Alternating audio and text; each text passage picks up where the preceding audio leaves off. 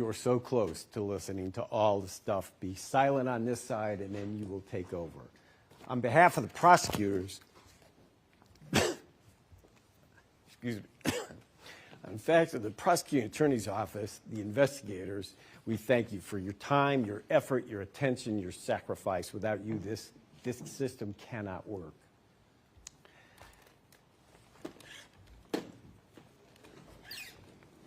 Can I touch your equipment? I should have asked.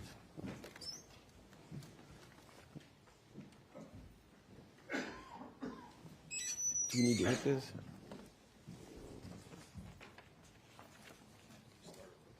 Sure. I can make duck shadows on the wall while we get this going here.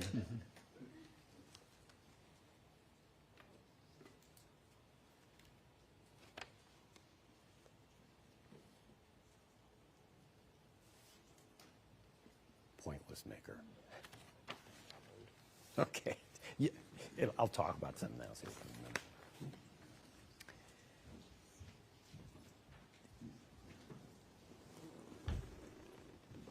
I'd like to talk with you about two numbers. And the first one is this one. 0. The defense is right. We're going to tell you that what you just heard is a lot of nonsense. And the reason why it's nonsense is the defense has no credible evidence to back up any of their theories as to why the state is wrong. Let's start out with Michael Cochran himself. They have a very schizophrenic approach to Michael Cochran. One theory of the defense is he was this macho, bodybuilding, fit guy, athlete, Jeep pulling, super stud guy. That's one theory. Now they have some evidence that he was very concerned about his fitness, very concerned about his appearance. We would agree with that. But did that lead to his death? Zero evidence to support that. On the other side, oh my gosh, the guy was a ticking time bomb. The defense words, a ticking time bomb. He was so sickly. He was essentially a guy with 1 foot in the grave and 1 foot on a banana peel. They don't really have any evidence of that either. He was just a normal 38-year-old healthy male. And a good guy by all accounts. So the hospitalizations that they've relied upon to tell you how sickly this man was, where did most of the information come from that? Medical records. Who provided histories for that? The defendant. The defendant told the doctors all of these things about Michael Cochran. It didn't come from other reliable sources. It came from a very unreliable source, her. So his suspected brain mass, his suspected convulsions, his suspected all of these problems, there was no diagnosis of any of those things. They were suspected. And they were suspected because she told them to suspect that stuff. But there was never a diagnosis. Even their own experts confirmed that. There are other witnesses. The fact that the Davises talked to a nurse to have Natalie Cochran, their emergency contact, that's not the same thing as authorizing treatment by Natalie Cochran of any child. There's zero evidence of that. There is evidence on the other side. The Davises told you they never gave the defendant insulin for the benefit of their child. Never. Both Davises told you that. As recently as yesterday, the defense was still putting that theory out there for you to consider. There's no evidence to support that. Zero.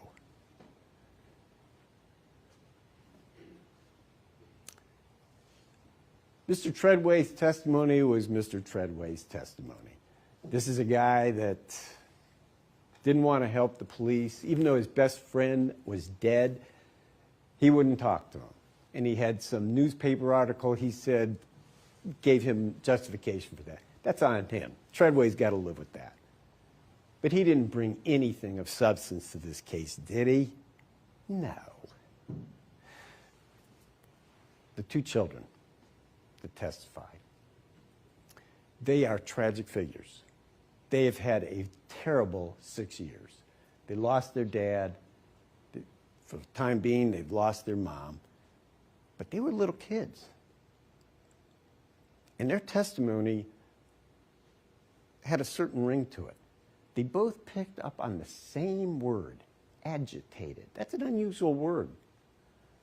Rolling back time 6 years, think that the oldest was 20. She was 14 at the time. And that's how she's going to describe her dad the last few weeks of his life, the word agitated. Her brother, the same word, and he was younger than her. There's something odd about that. The state believes that they sincerely believe their recollection. But does it make sense? Would kids that age really be that involved in their parents' business? Would they? Well, it's possible, but that's not very likely. The defense experts, nice people, very sincere, but they're in a little silo. If those forensic pathologists can't cut on a dead body and come up with a smoking gun reason, then their opinion was they won't give you a cause of death or a manner of death. Even though Dr. Banerjee said, oh no, we don't do this in darkness. We look at all the facts. We look at all the circumstances. And the autopsy is just a part of the process of determining these things. But was it? Did she have any facts that were right at all? She had a few, but not many. And in her own report, she said, if other information is brought to my attention, I reserve the right to change my opinion. Well, she had a bunch of other information, but she still wouldn't change her opinion. Why not? That's just her mindset. Did she have any experience in insulin cases? This was her first case, her first one. Dr. Drakovich, apparently he didn't have any insulin experience either. Now, the defense told you that the state has just gone all over the lot with its theories. Is that your recollection of the evidence? Did you hear any state witnesses say there was one injection of insulin? No. Did you say multiple? Because we don't know. But there are some things that we do know. And let's talk a little bit about how that balances out what the defense just told you. There's a lot of circumstances that need your consideration. First of all, this is a trained pharmacist, a pharmacist who knows about all sorts of medication, the impact of the medication, the dosage of medication. Beyond that, this defendant held herself out as a diabetes specialist. A diabetes specialist. That's another circumstantial piece of evidence to keep in your mind. On February 6th of 2019, on the basis of a supposed counterbalance to her cancer treatment, she needs to borrow a bottle of insulin. Another circumstance that needs to be held in the back of your mind. Because on that day, they were supposed to fly to the Bank of America. And yes, there is a merger with the federal case and this case, and that's where the merger takes place. You heard Trooper Heinzman discuss all of the things that the defendant had told her investors about the money that was supposed to be coming in, the money that was going to be coming in, the money that was almost going to come in, and it never did. Who else did she tell that to? Michael Cochran. So when the defense says, oh, he was up to his eyeballs in this, was he? Does the evidence support that? They have zero evidence to support that theory. Zero evidence. He did live a lavish lifestyle, but if he thought that the money was there for good cause and that the business was just supporting that lifestyle, was there anything wrong with that? Of course not. But this was a person who ran a Ponzi scheme. And the one thing you can count on for people that run Ponzi schemes is they will do whatever they can to keep it going. Is that what she did? That's exactly what she did. She was still shucking and jiving after Michael Cochran died. Right up until they executed the search warrant, she was doing ordinary business, selling the non-existent contracts, trying to get people to invest. So there is zero evidence that Michael Cochran was up to his eyeballs in this, but this defendant was up to her eyeballs and over her head in this fraud scheme, by their own admission. Second number.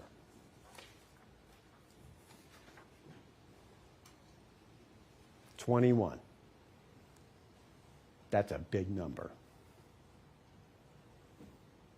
And that's the number we're going to rely on to convince you beyond a reasonable doubt that this defendant killed Michael Cochran. That number was the number of his blood glucose level at Raleigh General Hospital at 8:30, the day of his collapse. Now, unlike the defense witnesses, the state witnesses were unified and very clear as to what caused that 21 number. Dr. Krieger had 13 likely causes of low blood sugar, hypoglycemia. She eliminated all but insulin. And she's got a good reason for all of them. You heard her testimony.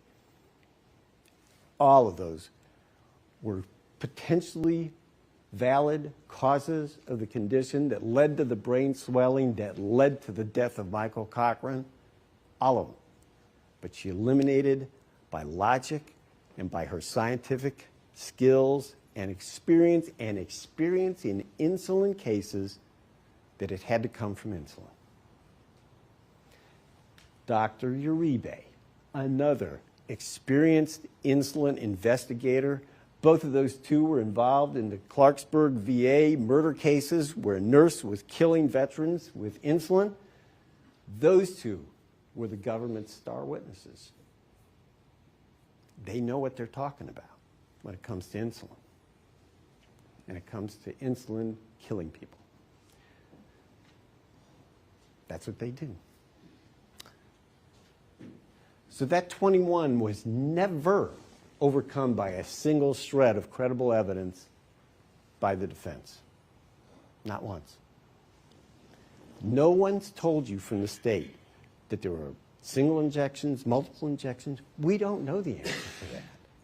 We do know that Michael Cochran's death was caused by insulin and reducing his blood sugar to a fatal level, and the resulting changes in his brain killed that man. Circumstantial evidence is the basis of this case, and let's get this a nice, straightforward example of what that is. It's January in Raleigh County. You look outside your window and you see frost on your neighbor's truck, frost on the ground. Stars are out, moon may be out. You go to bed. You wake up the next morning and there's 8 inches of snow on top of the truck and on top of your grass. Did you see it snow? No. Did it snow? You absolutely know it did. That's circumstantial evidence.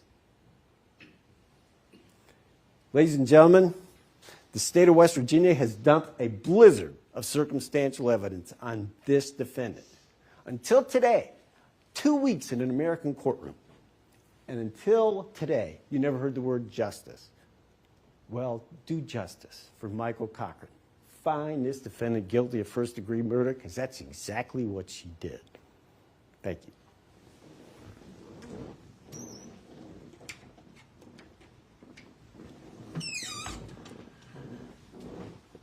Members of the jury, you have now reached the final stage of the trial. This is the point where I would ordinarily release the alternate jurors and send the regular jurors to the jury room to deliberate upon your verdict.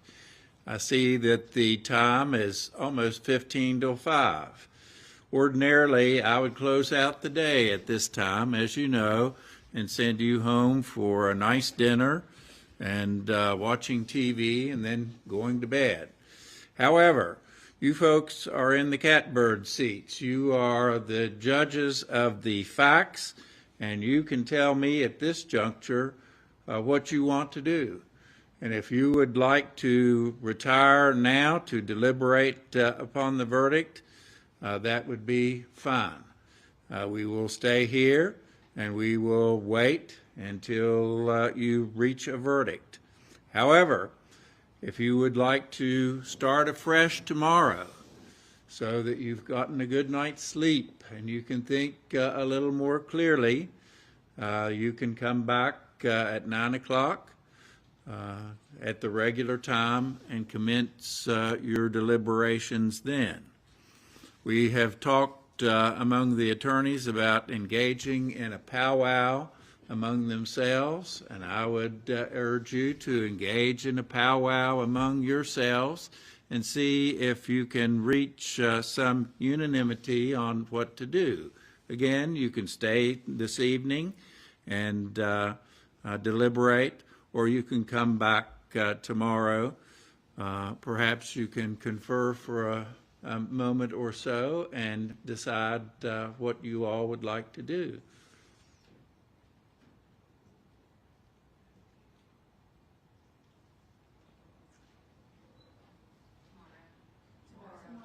I'm hearing tomorrow.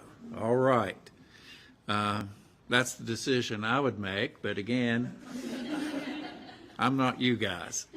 I'm not going to release the two alternate jurors. I'll ask you folks to come back with us because I've been at this game a long time, and I know that anything can happen with jurors in terms of sickness and accidents and that sort of thing.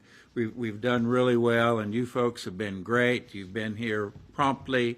You have watched and considered everything. I've been sneaking looks at you, and I noticed that you have done very well in terms of paying attention to the evidence and the proceedings. So I will ask all of you to come back tomorrow. Even though we have reached the deliberation phase, you still can't talk about the case because you haven't started your deliberations. And I'll tell you in the morning that you all need to be together. You all need to discuss the case together and not break up out into factions or have folks wander off. You need to talk about this together and share your concerns and share the issues that you have arrived at. So that will be to start tomorrow. I'll tell you about selecting a jury foreperson in the morning, and we will get down to business. So if you could all be back in your jury room at a little bit before 9. Do not discuss the case among yourselves. You're not at the deliberation phase yet. Do not talk about it to anyone else. Don't watch TV about it. Don't do any research online or see anything online. And please don't read anything in the newspaper about this case. Have a good evening, and I'll see you folks at 9 o'clock in the morning. You may follow the bailiff.